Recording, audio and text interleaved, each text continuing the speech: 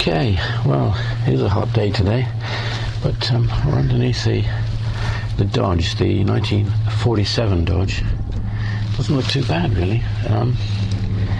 Look, that's not bad at all. I mean, a bit of a clean-up here, maybe, and this tank could do with a brush off and maybe painting with some anti-rust or something. I don't know. It's not too bad at all. Let's just stretch a little bit further.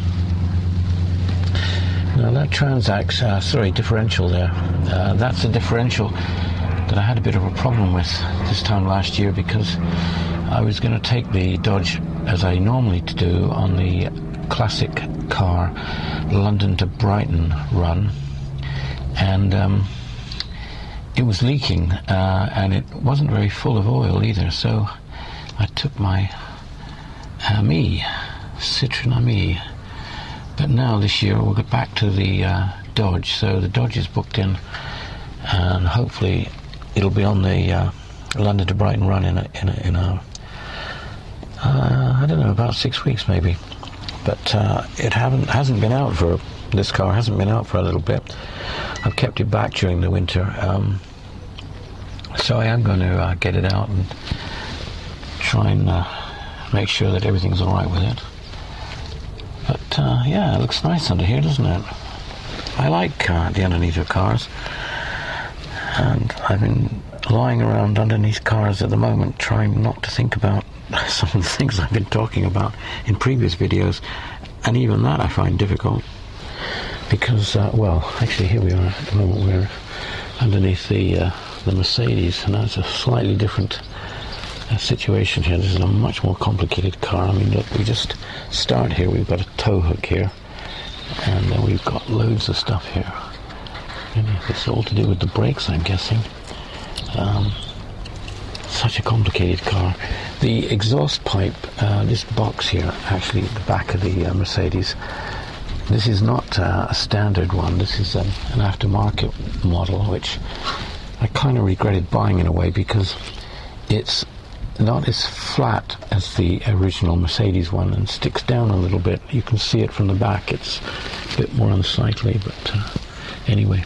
No, I mean, I was thinking about classic cars and old cars again, because even in the last couple of days they've been mentioning again about stopping combustion engines and stopping old cars from being on the road. There's protests in London as I speak here, making this video.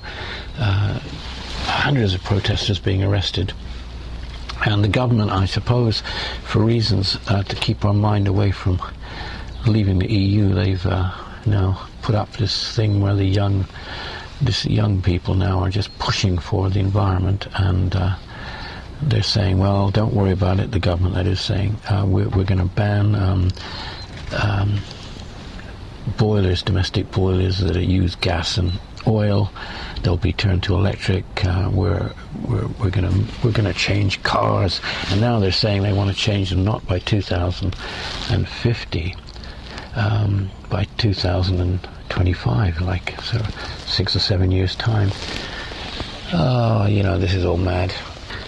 Well, here we are at the front of the Dodge, so we'll look, see what that's like. Yeah, so I was reading another article again about a guy who's should have pulled it out really. A guy who's built a MG BGT with electric drivetrain. And his view was that the only way we're going to be able to ride around in cars like MGs, for example, in the not too distant future, is to have them converted to electric. So there you go. Some people are beginning to have the same views as me, and my interest now is what is going to happen to cars like the one we're under. Who the hell's going to want them, and who's going to fix them, and who's going to spend the money on them, and are they all just going to end up being crushed? Because we're having restrictions on these cars even if we don't drive them. We have to insure them even if they're on private land. I mean, this is really, really not working in the favour of the atmosphere of enjoying a hobby. It's becoming a problem. And anyway, so the Dodge doesn't look too bad here, eh? let's have a look at the Mercedes. So this is the Mercedes underneath, and you see it's far more complex, more pipes and connections and joints and everything else. Very difficult to get underneath this car completely because it is actually a lot lower. I can't quite squeeze under it, but gives you an idea of the difference in design of the underside of these cars. We often talk about, well, we always talk about the design of the bodies. That's really all we see, the bodies, the outside of the car and the interior. But actually what's interesting is the underneath. I mean, forget just the technology, we know all that's changed. But of course, by changing, it's made a big difference in the design and complexity of the underneath of these cars. It's very interesting, really, and it certainly makes you realize how much more complex these cars are. And this car that we're looking at the moment, Mercedes, let's face it, is over 25 years old, but it's still a lot more complex than that Dodge. Right, so I've moved that old dog cage that I had in my XC90, the Volvo, which is the one that I hit with the Jag. So I'm now going to just move this Mercedes forward. Well, that wasn't starting too instantaneously. I haven't taken this car out for a couple of weeks.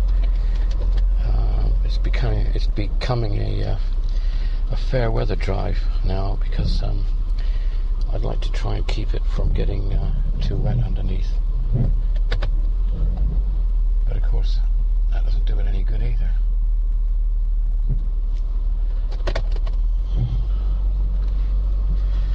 So I think we'll just let it have a little bit of a tick over for a bit.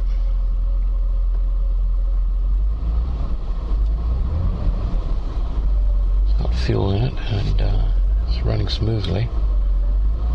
Lovely car. The aircon's already starting to come through cold, and I can tell that. At first, you can smell the refrigerated air. And also, it's coming out colder than the ambient temperature outside because it's actually very warm. It's about 21, 22 degrees at the moment, and actually a bit hotter than that under this plastic roof here. It's actually quite hot, but that's coming out cold.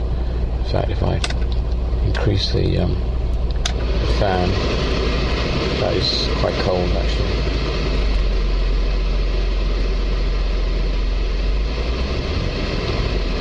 And it was strange, this car, because when I bought it 20 years ago, the air conditioning wasn't working very well. In fact, it wasn't working at all after a few months, and I took it to an air conditioning man, and he told me that there was a leak somewhere behind in the dash.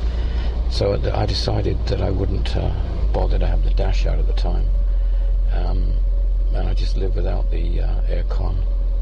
Because I've got a sunroof here, and that was okay. So I didn't bother about it. And in fact, I left the aircon for about 15 years, believe it or not. And then when Benex they started to do air conditioning, they trained up one of the guys there and bought all the equipment. So I thought, well, I'll let them have a go at it, and they found that there was a fault at the thermostat switch, I think it was. It was quite a minor fault, really. There was a leak, and they replaced the valve or whatever, or the thermostat, whatever it was, they replaced at the front, and that solved the problem. But of course, the compressor that I'd bought new at the time, 15 years ago, was now not working properly, and I had to buy another one. But since then, touch wood, and this is real wood in this car, of course, the aircon's been working fine. But I do make sure I keep it going. You know, like when I haven't driven the car even just for a few weeks, I get out even in the winter and put it on and try and get the aircon running for half an hour or so, lubricate the system. You can see here in the light that the carpet in this car is still in very good condition, as is most of it. Anyway, we'll shut the this roof up now. That's working. I lubricated that movement. That was not working properly. It was very difficult to just get it to go up. And since I lubricated it a lot, it's really a lot better. Right, so the Dodge is still going to stay under covers for a couple of days. I might get it out over this Easter weekend, and I'll keep it under cover, because the trouble is with all the building work now that's here and all the dust, everything is just filthy, so it just saves it a bit. But I think I'll get that out, and it'll be time to start getting it sorted for this trip to Brighton. Right, so I had the Jag out the last couple of days. It's been running really lovely, and you wouldn't believe I cleaned it only a week ago. It's just covered in dust and everything now. I still think these cars will have a future, but we will see. So we'll see what the next few years brings. Right, well, I've been driving the 2CV about the last couple of days, but it's developed a groan in the suspension, I think. So I was trying to induce it, but I can't seem to be.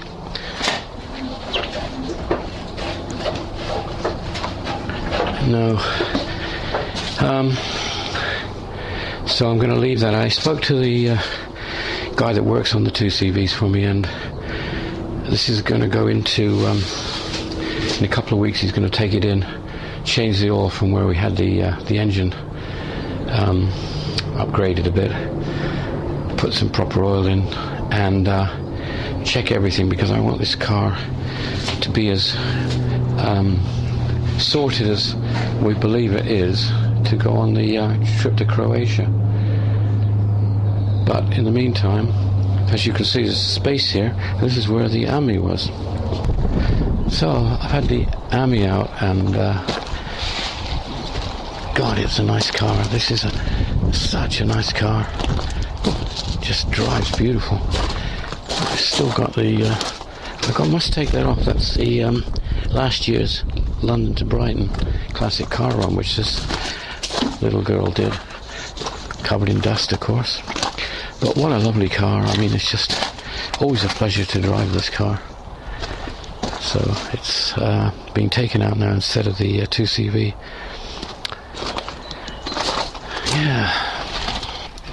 Yeah, so next week I'm thinking about another one of my cars. That's that little French van that I've got in France, which I'm going to go over to have a look at next week. I'm just going to shoot over to France for a couple of days and check everything out, see what the van's doing.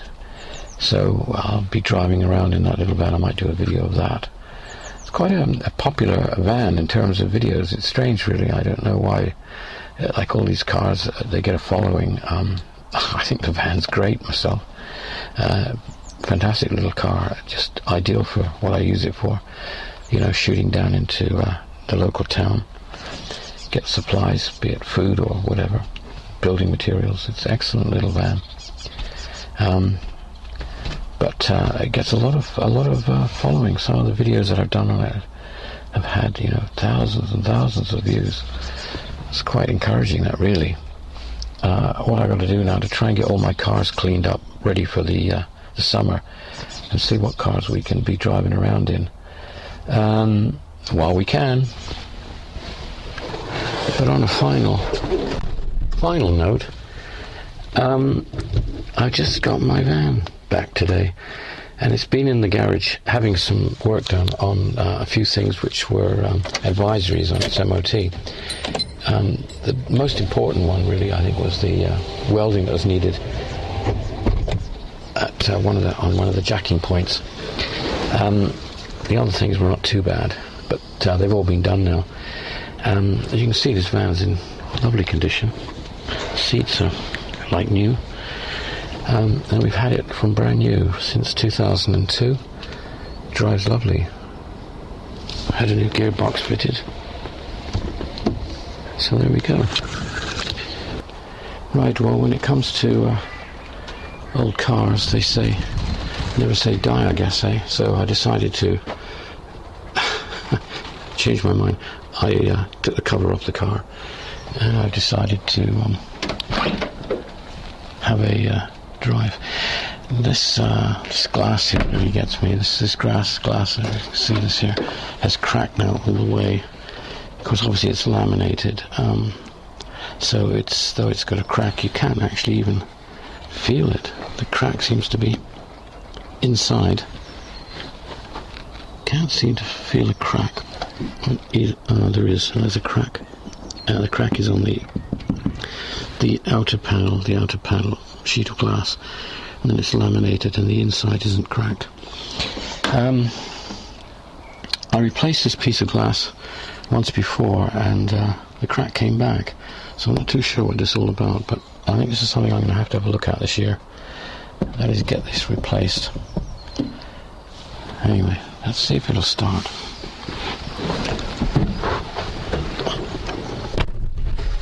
Right, turn the ignition on again as usual, and we'll pull the choke out. Very stiff, this choke. I think that's something we should address, and we'll give it a bit of a pump, and we'll try starting it.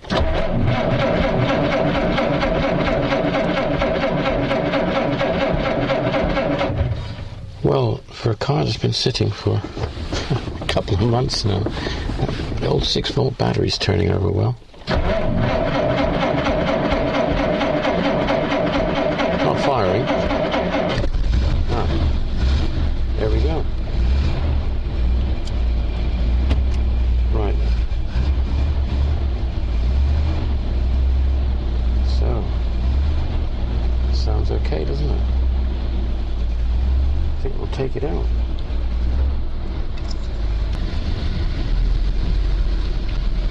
Let's have a look.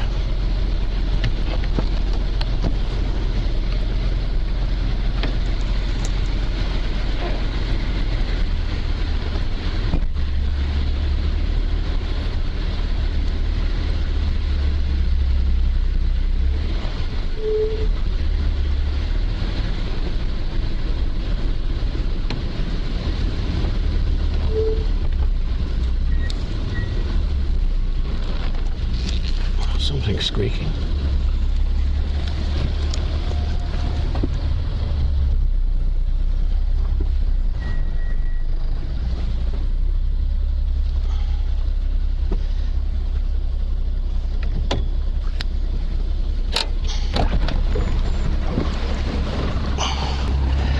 Right, well, I've just driven it up to this little picnic spot here that we've got in our woods, and it seems to be okay now.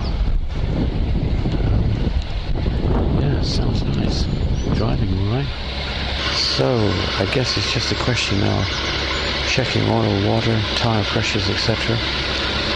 And giving it a bit of a run maybe this weekend. See how it goes.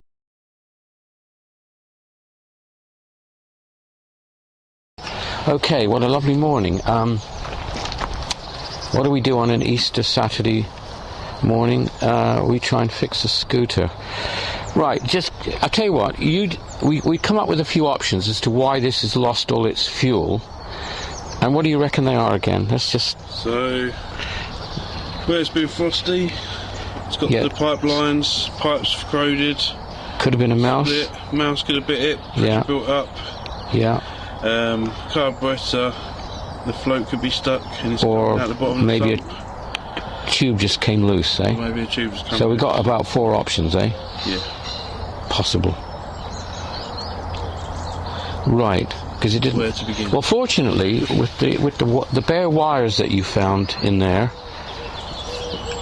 and the fuel everywhere, That was pretty lucky it didn't happen when I was driving it, because it wasn't leaking when I was last riding it. It happened while it was sitting there. You see all the fuel on the ground, yeah. Okay.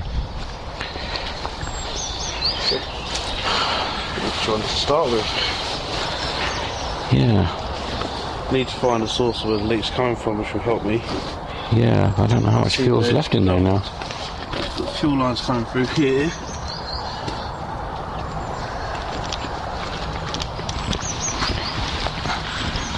There's a lot of drip here. Yeah. So I haven't lost all the fuel yet. Not yet.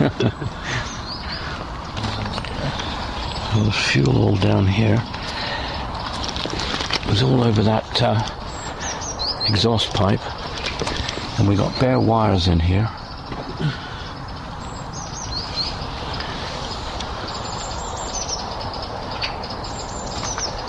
You see how dusty everything gets here? Even with a cover on it, this bike is just covered in dust. It's dry from around the top of the tank, or underneath the tank. Dry underneath the tank? Yeah, so it's going to be something closer to the carburettor. You can see obviously leaking down here, coming down here. Right. And just dripping straight off. Yeah, and it's on that exhaust, all over that exhaust it was. So it either hit the exhaust and ran across it, and you can see where it is on the floor there. It's right across everywhere. So it's sort of migrating across, isn't it, to the carburetor, to the exhaust. Seems to me more like possibly a fuel pipe has come loose.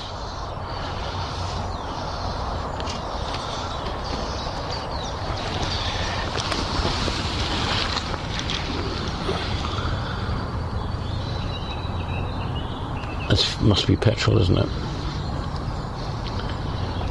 It doesn't smell like it. Well, probably stay on old, isn't it? It was covered in fuel. That was. That bit did. Yeah, it was absolutely covered in fuel. It's literally, because it's very slow downhill to here. Yeah. Yeah, so it's coming from that side, running along here, dripping off of there. That could just be the contents coming out. Yeah, that's what I think that is. That's just from the exhaust, isn't it? Yeah, but it's coming all the way around and coming. Yeah, that's right. It was all over that. Yeah, so it's coming up from up in there somewhere. It's just running down that exhaust pipe up above where the exhaust pipe is.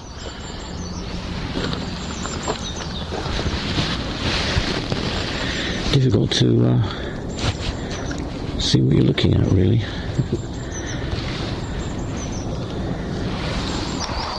You reckon it's coming from where? Yeah, in here, yeah. Underneath that would be fuel going. Yeah, that makes sense, yeah. And that will come down here, it will come down exactly, there. That's why it's on both sides. Yeah, that's what I would agree with you. That's why it's on the floor on both sides. So what does that mean? And you've got to take that air box off. Take that off, you'll be able to look down then and see what else is there. Oh, screwdriver. So, any luck? So, unfortunately, don't believe it's any pipes. So fuel lines all look fine, all the way through into the carb. And looks like it's leaking out the bottom of the carburettor and coming out of the bung at the bottom left where the adjustable screw is, and out of here. Sorry, let's have a look. There's no screws anywhere, is there? No. So the fuel line coming all the way through into here. Yeah. There's no leaks anywhere, there's still fuel in it. Right. But all this side's dry. Right. If you look at this side down there, I'm not sure if you'll be able to see it on the camera. No. Is wet. Right. So it's the carburetor leaking, eh? Yeah, and it's coming out of, funny enough, it's coming out of the rubber bung, which it probably shouldn't be, and dripping down the engine casing.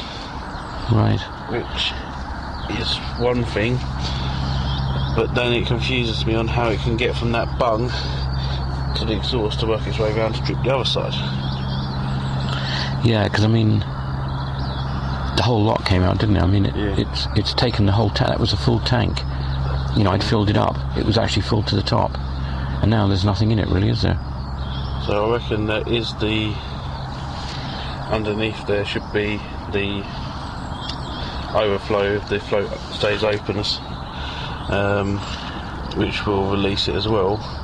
But I won't be able to see that unless I take the carb off. Can you get the carb off? You sure? Yeah.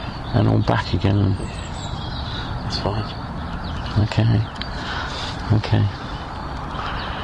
So I just have to take the fuel line off, the choke cable off, and the throttle cable off, and then it's just 2 screws and that lifts out.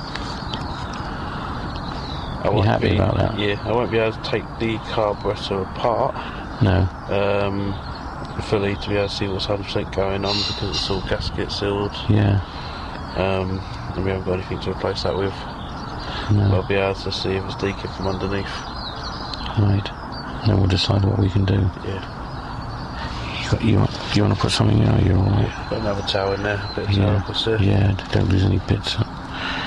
But you're happy with this, yeah? Yeah, I'm happy with this. So you got a nice day for it. Okay.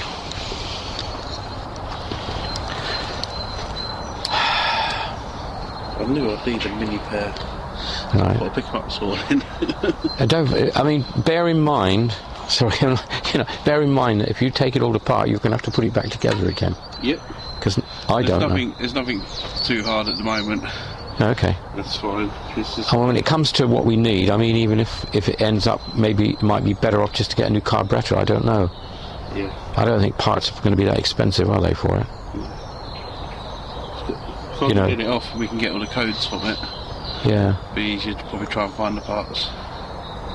Yeah. But then it might not be the carb, it might be underneath the seals gun. Yeah, Or exactly. just something simple. Yeah, exactly. Well, I'm hoping that's what it is. I Yeah. just can't see. Yeah, okay. All right. Okay, so how are we doing? Oh, look at all the bits everywhere. Oh my God, look at bits everywhere. Got your carb in 2 bits, but Oh God. look just inside here, from where I took the carb out, Yeah. you'll see a split gasket, which obviously they couldn't manage to get over the screws properly. Right. So just forced it down, put the carb on, and done it up. So there's nothing fitting it against the bottom of the airbox. Ah. Inside there was a lot of dirt around the float, which I just got out, so I could do some carb cleaner to give it a little spray through to make sure all the microparticles are out of it. Right. And I could probably get some gasket to go on there to make a new one and put it back together. Right. But they obviously struggled to get it over that nut, that bolt, Yeah. and split it as they put it down. You can see it's all bubbled up and it's not pushed down properly. You wonder what else is not done right. Yeah. So that there will sit. If you look through the carb, you'll see a hole down there. And that's your tick over. Right. And then as obviously you accelerate, you open it up, there's more fuel. Yeah. Yeah. And that sits on that Yeah. So that's gasket, so it's always open Yeah. to that point Yeah. where it weren't sealed. right. So it's just been dripping and dripping. Yeah. So it may not have been a fast And it's gravity feed anyway, isn't it? So that may have been sealed, but only by a micro mil, Yeah. and a little bit of too much pressure after it, and then it's just blown it and it's just dripping through. Yeah. Yeah, because it's only just gravity feed, isn't it? So it's just going to be all the time drop and drip. Drip, Yeah, drip. so that seal is very important then. Especially with your fuel tank being up here. Yeah. And then, like I say, gravity. Yeah, that's what I mean, yeah. So, yeah, what I'm getting at is it's feeding the carburetor all the time. There's no pump involved, I mean.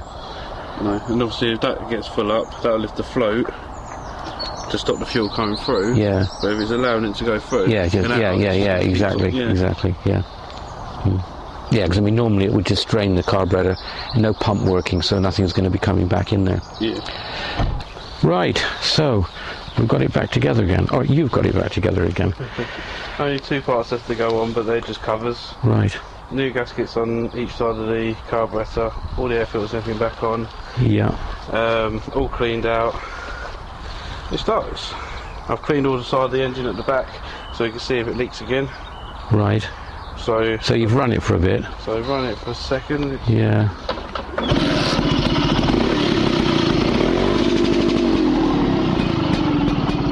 started it, all the fuel gone out the back, go against the stones, Out of the exhaust. which then... So you had one of these flame thingies. Yeah. Yeah.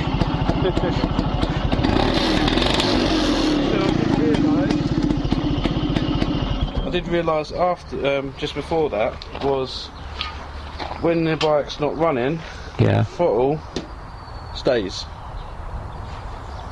When the bike's running, it's got enough vibration to keep bringing it back. Right. So it could be easy enough a fact of when you pushed it back into the shed and you pulled it onto the thing, it could have been left sitting like that with the throttle open, split gasket. Yeah, that explains why it would have gone so. Yeah. So it's come out there because of the split gasket. It's gone into So the that exhaust. that should have a spring, So it has, but you it's can feel weak. it, but inside is weak. Yeah, that's what it is. The Yeah. carburetor side, Yeah. the pull on that is good. So somewhere in the line, it's catching somewhere. Yeah, because normally they automatically, they're supposed to go right back. Obviously, Yeah. It's supposed to be like bonk. like if bonk. you had it, if you let go of it, you haven't got the throttle running. So WD-40 down the cable will probably be the next thing, but that'll be all this taken apart to get to the end of the cable. Yeah. I mean, obviously you'd have to get to that if the cable went, presumably. Yeah, which is just inside here somewhere. So it'll probably be. Must be some screws underneath that. It must split that, surely. Somehow. Might have to go in through the light, I don't know. Right, well, it's very windy here in France. And I'm only going to be here for a couple of days, so I'm not really going to use my van. Anyway, I'm going to start it up and make sure it's running, let it tick over for a bit.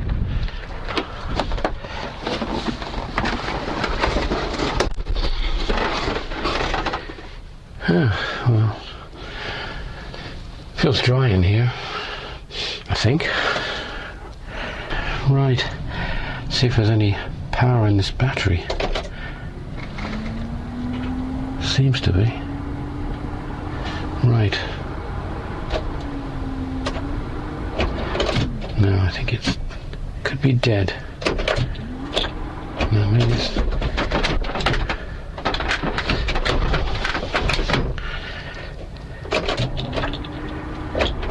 No, I think the battery's dead. It's got some power in it. Fan's going.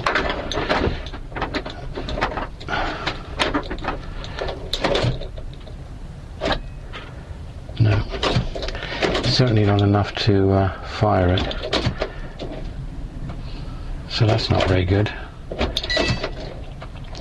Right, so as I'm not here for long, I'm not going to bother to charge it up.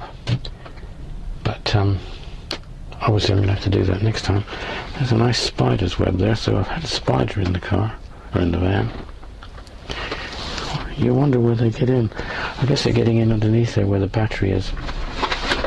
And there's the part that I got for the van, so when I come next time I'm going to get them fixed onto the car. I mean, I've got a as part of the exhaust and some gaiters there which need replacing, and there's a wheel bearing as well.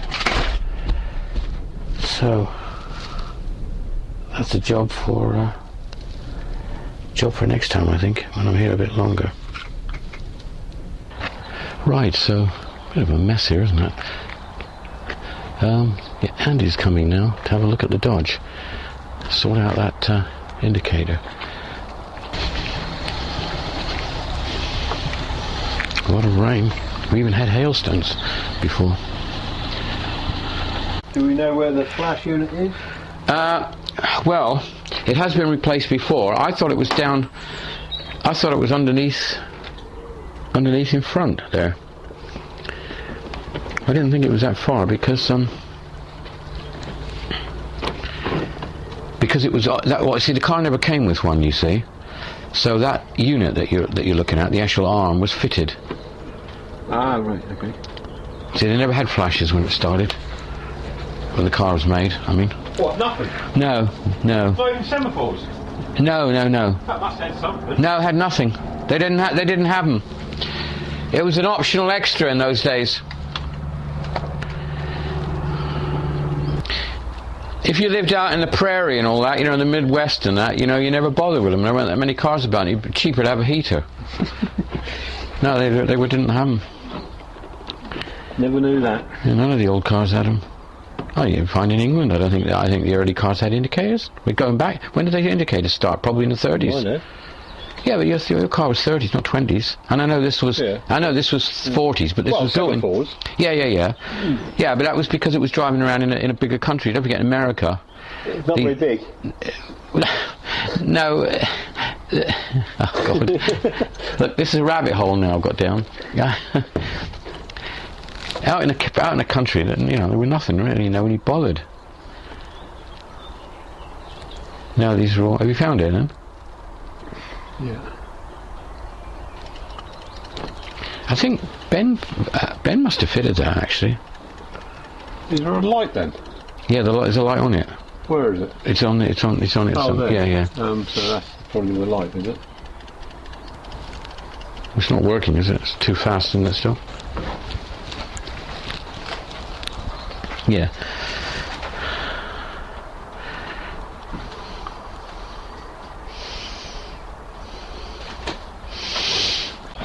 Yeah, that's the business. Now you got a proper light. That's the new one, eh? Yeah, it's working lovely. Well, I bought 2 of them. Yeah. I'll keep that in the glove box, the other one. Yeah.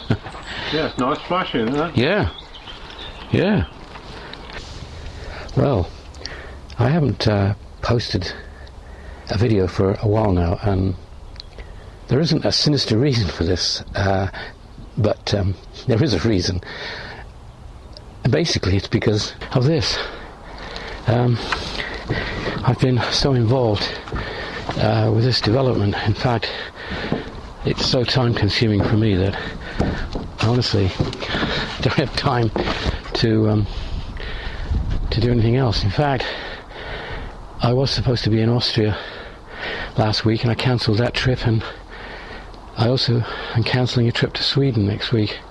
So I was going to have 2 lovely trips, but I've had to stay here and keep working on this. Well, it's Saturday today, so there's nobody here, but hopefully on Monday we'll be back to work. But anyway, putting all this aside, what about cars? I've been doing quite a bit with my cars, and though I've been driving them a bit, a lot of the work I've been doing is maintenance and upgrading. Well, not so much upgrading, but trying to keep them in as good condition as I can. So let's start with the first one. Right, well, this is the Dodge, and it's looking pretty good because, well, it was cleaned up. Well, it's always kept fairly clean, but a couple of weeks ago it went out to the London to Brighton Classic Car Run, and there we are. So this car had a lovely trip going to Brighton. It was actually a long journey. It started off on one day when I drove to Windsor, and then from Windsor I went down to Greenwich, spent the night in Greenwich, and the car had to spend that night in a very, very tight place underneath a multi-storey car park. Well, actually it was under the hotel, and this is a picture of it.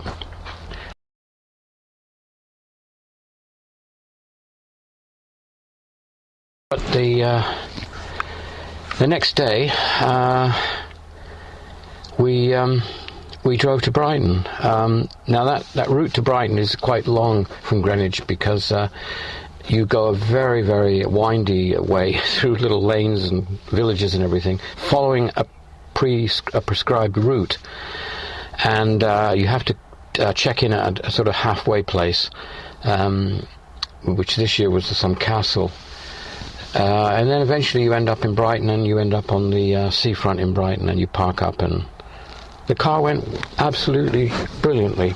So London to Brighton, It was really good. I had no problems with the car. Total mileage was probably around 300 miles, and the trip back from Brighton to Suffolk, which was quite a bit of a run, really, because it's a straight run, and we didn't stop. The car went well. It started the temperature gauge, which I've got this auxiliary temperature gauge here. The car started to get a bit hot at times when you were in slow traffic, obviously, which would be expected, but it never went higher than it should, or that was dangerous. It also went high, I found, if you were cruising on the motorway at around 65 to 70. So I tried to keep the speed down to a maximum of 60, really. The only thing that did happen was that a little problem here with my steering wheel. So here there's a screw that goes through, but on the other side, wait a minute, on the other side the screw came out because this bit of plastic or whatever it is made of broke. So I've got to take the steering wheel off, I think, and try and repair this, because this horn now, this horn ring is only held with this one screw, and eventually that's going to damage it. The horn, see, still works, but other than that, the car went really well. Now, this is the Mercedes. You know, I had a bit of bodywork done on the Mercedes, a few bits of, tiny bits actually, of rust that were done, and the car hasn't got a mark on it. I'm just absolutely so pleased with it, and it's going brilliantly. But the problem is, it's got dusty. You wouldn't believe I cleaned it a few weeks ago, but I'm really reluctant to drive it now in the wet, and I'm reluctant to drive it too much, because it's clocked up about 110,000 miles. Everything's working well. The car is so rare now, being this 4MATIC, and in such good condition. It's a bit of a problem. It's absolutely lovely. You know, everything is just beautiful on it. It just needs a clean, really, now. So that's the Mercedes. Right, and here's the Crossfire. Now, Crossfire is doing well. It's been serviced, it's been MOT'd, and everything seems to be working on it, going well. I took it out about 10 days ago. Went to an air show at Duxford, and we drove out there with it. That's why it's got a bit of mud on the wheels. We had to park in a grass field that was a little muddy. We went to see the biggest display of Dakotas, which were taking off. This was for the D-Day celebrations. So that was the last time I used it, actually. But that's okay. No problem with that at all. Now, here's the Jag. Jag is perfect, absolutely perfect. But it wasn't a few weeks ago, because I had 2 marks on the front of the bonnet, which I did. 2 little marks there, because I hit something. It's my fault. Anyway, I took it into the body shop, and they had that done. And in the process, they said to me, well, look, we're going to have to respray the whole bonnet, because there is no line there that we can work to. But in the process, what they did was there were some little tiny stone chips, I guess, on this bonnet, which annoyed me, and they filled those and repaired those at the same time. So that bonnet's been repaired. They also sorted out the paint that was coming off the sensors on the back bumper. Down there, some of the paint had come off. Apparently the guy said they're aluminium, and they do tend to come off after a while. Anyway, they cleaned the sensors up and repainted them for me, and generally went over the car, but there is nothing else. So the car is, unmarked. It's beautiful, and I've cleaned it up and been out with this car a few times, actually, recently. In fact, I was out with it today. Just drives beautifully, absolutely lovely. Beautiful car. Can't say enough good things about it, really. I know some people don't rate it, and I can understand why. Maybe it's a glorified Ford or something, I don't know. Maybe it isn't traditional enough. But to be honest with you, you cannot say for the money, for what you can buy one of these for. I mean, you could buy one of these for a decent one, probably for less than £2,000. My one, which in my opinion is almost as good as you could get, and it's pretty low mileage. It's under 60,000, and it's got a full service history. So, you know, you'd be paying 3 to 4 maybe. But what is that? It's nothing for what you're buying. In my opinion, others don't agree, I know. And now, 2CV. Right, well, the 2CV has had the little engine upgrade to 651cc, and I think it's made a lot of difference. I mean, it's not that it's faster or anything, it's got more torque, and it just allows you to stay in gears a bit longer in third and in top. It does seem to cruise a bit nicer now, and I'm really pleased with it. Got no issues with anything on it other than that.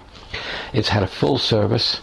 A number of little small points I think were sorted out at the time, because the guy who did it went through every part of it, the brake system and braking system and everything else, because it is booked to go to Croatia next month. So I wanted to make sure that, you know, everything that could be done or checked, you know, was checked or done. So I'm thinking that car is kind of as ready as it will ever be. It's got every chance of hopefully getting there and back all right. The Amy. Now, the Amy's just come back a couple of days ago from the workshop, and the reason I had it in there was because of some rust that was starting to show down here, and also in the middle, just at the bottom of this window. It's not there now, obviously, because they've had the glass out. So glass came out, rust was done. At the same time, I think he did another couple of tiny spots. There wasn't much that we could find on this car that needed doing. I think down there was down behind that bumper, there was a bit of rust coming, surface rust or something, which she dealt with. But the rest of the car, we went through it, and there's just nothing that needed doing. So it's just that section under the glass. Now, I did buy another, because I was worrying, and I did buy another windscreen rubber. In fact, I found one, which I was told is probably one of the few last ones around. It was a new old stock, and I haven't opened it because they put this one back and said it was fine. So I'll keep the old one, or the new one, the new old one, or the old new one, and I'll keep that in case I ever need it. But as you can see, the car is looking absolutely brilliant. Oh, hang on, yeah, there is one thing I did with it. I knew a feeling there was something. I had the wheels painted. Now, I had been talking about these wheels, so I thought, well, I was debating whether to buy new ones or have them painted, but I thought, as I had it in the paint shop, I would have the wheels repainted. So that's what I did.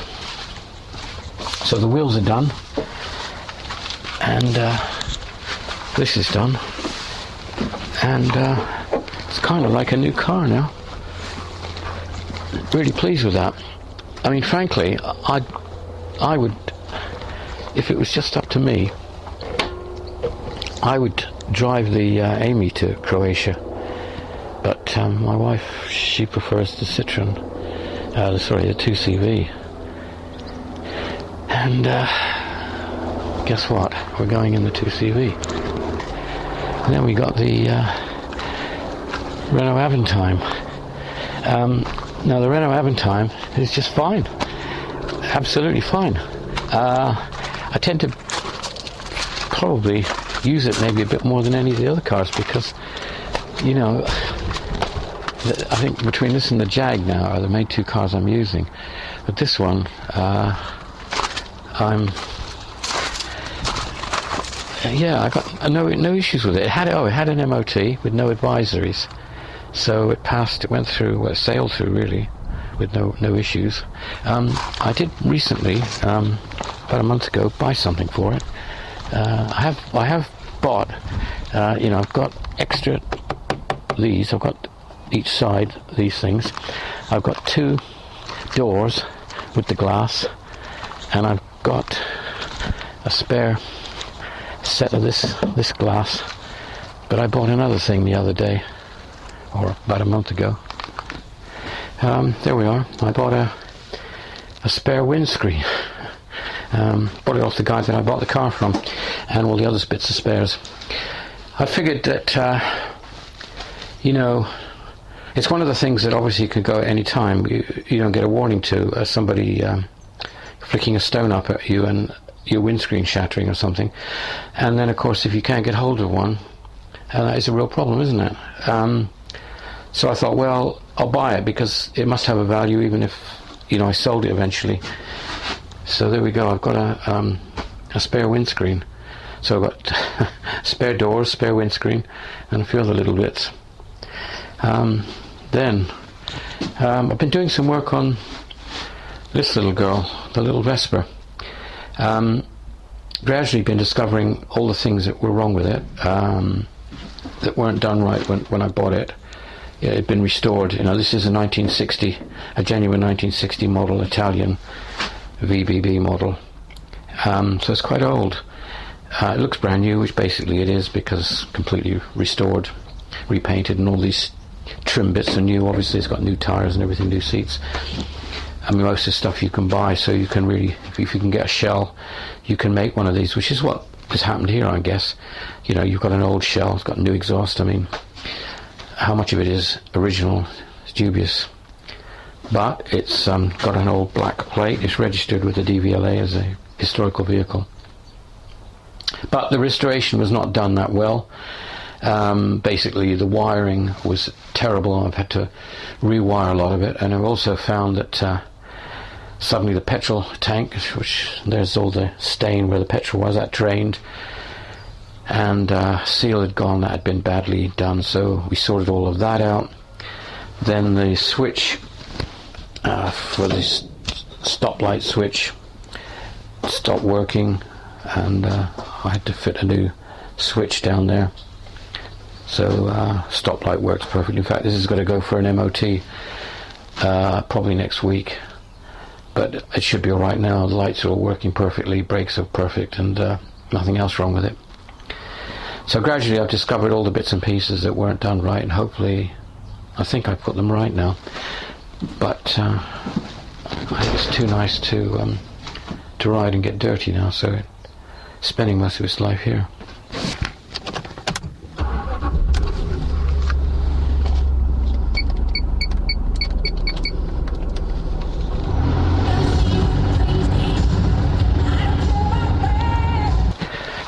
So this has just been a bit of an update really for any people that watched my videos and possibly interested in how things were getting on with my cars. So fundamentally, as you can see, they're all in good condition. They're all fine, all passed their tests. They're on the road. They're all driving around, apart from the Mercedes, which is now I think kind of almost in full retirement. It's dreadful. I'm waiting. Actually, we've had such bad weather that I haven't taken the Mercedes out. As soon as I get a state where the roads are actually all dry, because I've cleaned the underneath and I can drive it without getting it wet or muddy underneath, I'm going to take it out, give it a bit of a good run, take it somewhere. But that probably will be in a week or two, hopefully before I go to Croatia. Anyway, that's it for now. I think the next thing is probably to see how my puppy gets on in the cars. And she'll be here in less than a week now. So that's that. God, what a lovely day.